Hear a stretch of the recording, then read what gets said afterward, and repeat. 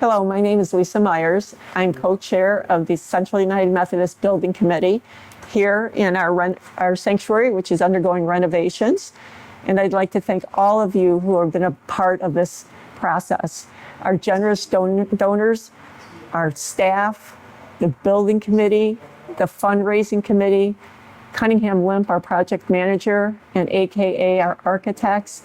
Due to the hard work and generous donations of so many people, this dream is becoming a reality, and we look forward to worship with you coming this fall.